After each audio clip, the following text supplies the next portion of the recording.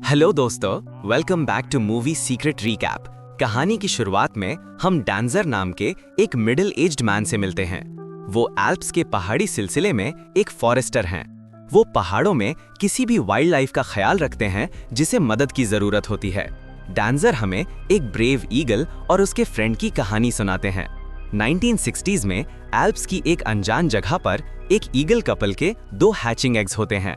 डांजर के मुताबिक parent eagles अपनी किस्म के किंग और क्वीन हैं, इसलिए उनके बच्चे थ्रोन की अगले लाइन में हैं। लेकिन क्योंकि सिर्फ एक ही अगला सक्सेसर बन सकता है, तो दोनों ब्रदर्स बर्थ से ही राइवल्स हैं। फादर ईगल दूसरों में सबसे स्ट्रॉन्गेस्ट होने की वजह से उसके कई एनिमीज होते हैं।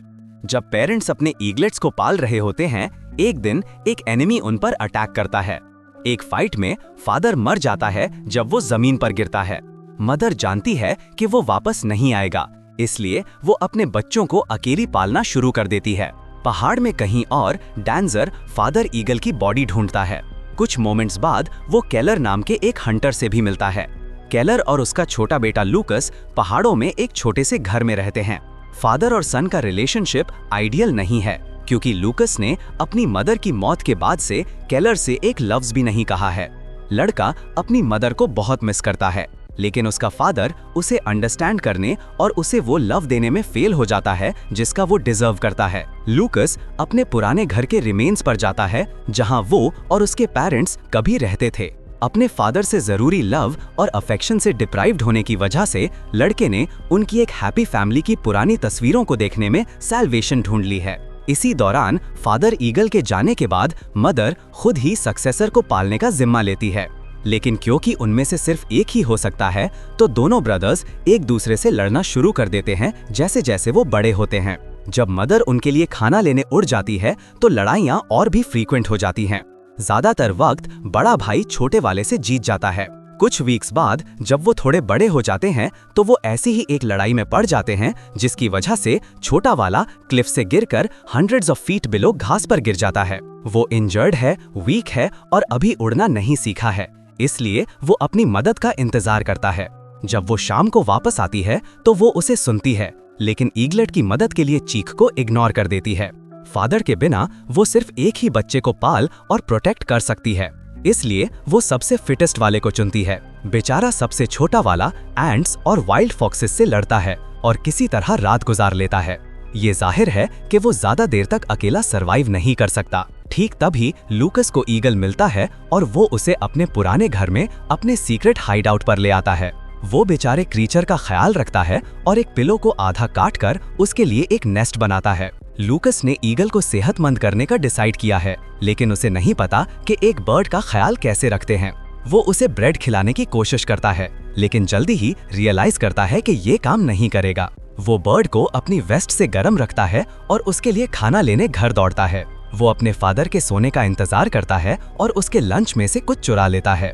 वो खुश होता है जब ईगल फाइनली चुराई हुई सॉसेज खाता है। सिर्फ एक दिन में वो दोनों बेस्ट फ्रेंड्स बन जाते हैं। डांजर उन्हें फील्ड में साथ खेलते देखता है और लूकस को बर्ड ट्रेन करने में मदद करने का डिसाइड करता है। अगले दिन लूकस फॉरेस्ट से हे कलेक्ट करता है और अपने फ्रेंड के लिए एक नेस्ट बनाता है। वो बर्ड के लिए वर्म्स भी कलेक्ट करता है, लेकिन वो उन्हें खाने से रिफ्यूज करता है। डांजर घर आता है और उसे बताता है कि सॉसेजेस और वर्म्स ईगल्स के लिए हेल्दी नहीं है।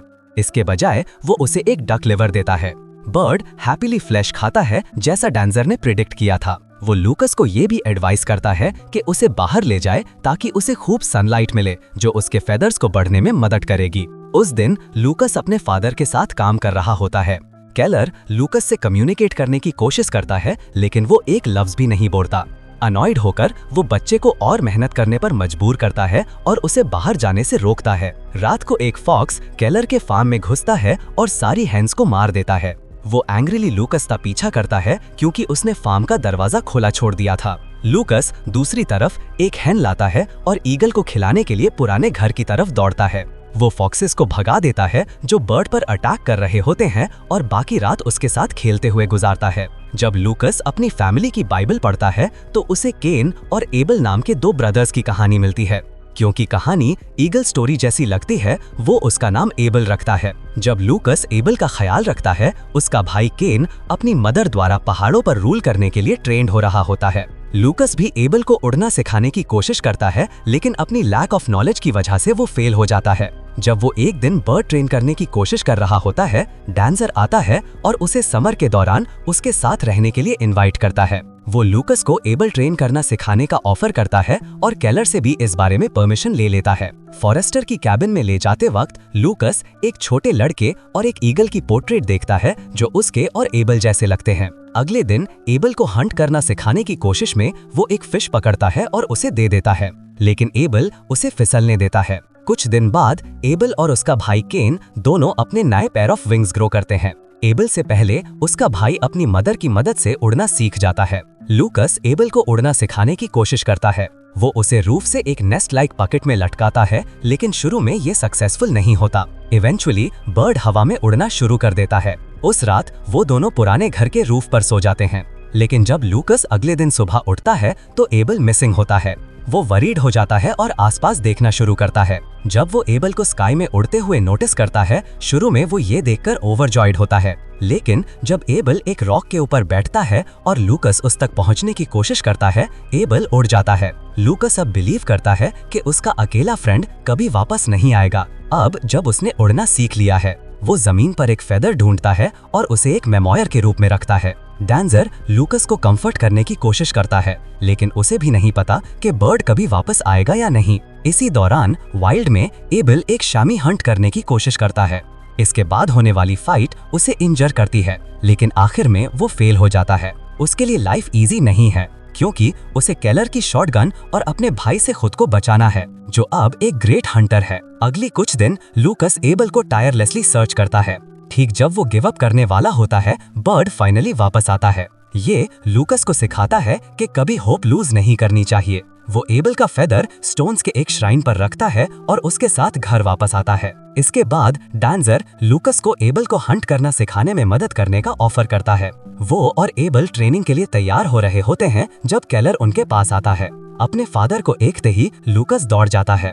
केलर डांजर के मेथड्स की कंप्लेन करता है और उसे याद दिलाता है कि लूकस आखिर में उसका बच्चा है। बाद में डांजर और लूकस एबल को एक मेकशिफ्ट मेथड से एक फास्ट हंटर बनाना सिखाते हैं। पहली कुछ कोशिशों में फेल होने के बाद स्मार्ट बर्ड फाइनली उसे हैंग ऑफ इट मिल जाता है और अपनी पहली किल करता है। भले ही वो ट्रेनिंग के साथ काफी अच्छा कर रहे हैं, डांजर लूकस को बताता है कि एबल को एक दिन जाना होगा। आखिर में वो एक वाइल्ड एनिमल है और उसे वाइल्ड में वापस जाना होगा। कुछ दिन बाद वो दोनों एबल को पहाड़ के सबसे ऊंचे हिस्से पर ले जाते हैं। लूकस एबल को फेयरवेल बिड करता है और उसके पैरों पर एक छोटा सा ब्रेसलेट बांधता है। इवेंचुअली बर्ड उड़ जाता है। जब विंटर आता है, एबल के लिए चीजें और भी टफर हो जाती हैं।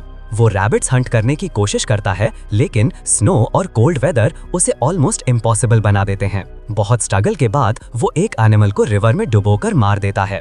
वक्त के साथ वो इवेंचुअली खुद के लिए हंट करना सीख जाता है। इसी दौरान लूकस अपने फ्रेंड विद फेदर्स को नहीं भूला है। वो हर दिन एबल के बारे में सोचता है। उसका फादर वाइल्ड एनिमल्स के लिए बेयर ट्रैप्स लगाता है, जिन्हें वो उन्हें बचाने के लिए हटा देता है। एक दिन वो उस श्राइन पर जाता है जो उसने एबल के फेदर से बनाया था और उसके बारे में सोचते हुए स्नो में सो जाता है। वो कुछ घंटों बाद उठता है तो एक वुल्फ को अपने बहुत करीब देखता है।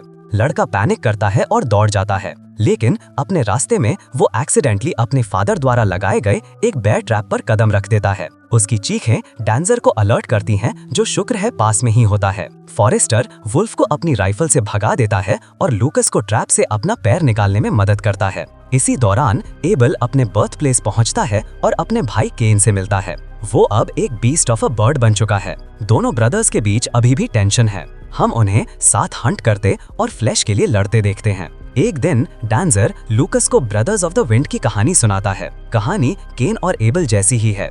लूकस जानना चाहता है कि कहानी कैसे एंड होती है, लेकिन डांजर क्लेम करता है कि आखिरी पेज जानने के बाद भी वो आउटकम नहीं जानेंगे। डांजर की एक एक्सपीडिशन पर वो ईगल ब्रदर्स को पीस में एक ब्रांच शेयर करते देखता है। लूकस दूसरी तरफ अपने फादर को छोड़ने और पहाड़ के दूसरी तरफ अकेला रहने का डिसाइड करता है। वो पुराने घर में होता है, जाने ही वाला होता है जब केलर उसे ढूंढता है और उसे एक मैच लाइट करने को कहता है। एक फ्लैशबैक हमें दिखाता है कि लूकस की मदर एक आग में मरी थी जो उसने एक्सीडेंटली क्रिएट की थी। जब केलर मैच लाइट करता है, लूकस दौड़ जाता है और पहाड़ों में एस्केप कर जाता है। केलर अपने बेटे के पीछे जाता है, उसकी सेफ्टी के लिए वरीड होता है। कुछ देर बाद लूकस एक पहाड़ पर चढ़ रहा होता है जब उस पर एक रॉक स्लाइड शावर होता है। वो जमीन पर गिरता है और लाइटनिंग से नॉकड आउट हो जाता है। एबल उसके पास आता है और उसके ऊपर उड़ता है। कुछ मिनट्स बाद केलर अपने बेटे को ढूंढता है, उससे अपने इल ट्रीटमेंट के लिए अपोलोजाइज करता है। लूकस पहली बार अपने फादर से बात करता है और एबल का नाम लेता है। जब वो दोनों जाते हैं, हम पास की एक रॉक के नीचे एक डेड ईगल को पड़ा देखते हैं। अब कुछ साल बाद का वक्त है। लूकस और केलर ने अपना रिलेशनशिप मेंट कर लिया है। वो स्नो में पहाड़ पर चढ़ रहे हैं, आग जलाने के लिए लकड़ी ले जा रहे हैं। लूकस कहता है कि उसे लगता है एबल अभी भी जिंदा है। पता चलता है कि उसने अभी तक एबल की मौत को एक्सेप्ट नहीं किया है और होप करता है कि वो एक दिन वापस आएगा। लेकिन केलर ये व्यू शेयर नहीं करता। वो अपने बेटे से कहता है कि वो बर्ड रॉक स्लाइड पर मरा हुआ ईगल था। जब वो लूकस को ये समझाने की कोशिश कर रहा होता है कि उसे फॉल्स होप छोड़ देनी चाहिए, कुछ उसकी अटेंशन कैच करता है। केलर अचानक बात करना बंद कर देता है और लूकस से अपना हाथ स्ट्रेच करने को कहता है। लड़का कंफ्यूज्ड होता है, लेकिन वो वैसा ही करता है जैसा कहा गया। उसकी सरप्राइज के लिए एबल आता है और लूकस के हाथ पर बैठ जाता है। पहाड़ों में मरा हुआ ईगल उसका भाई केन निकलती है। लूकस बियॉन्ड डिलाइटेड होता है, लेकिन वो जानता है कि अब उसके लिए अपने फ्रेंड को हमेशा के लिए लेट गो करने का वक्त आ गया है। वो ब्रेसलेट उठाता है जो उसने बहुत पहले एबल के पैर पर बांधा था और उसे फ्री कर देता है। कुछ मोमेंट्स बाद एबल स्काई में उड़ जाता है। लास्ट सीन में एबल और एक फीमेल ईगल अपने नेस्ट में एक नए हैच के आने का इंतजार कर रहे हैं।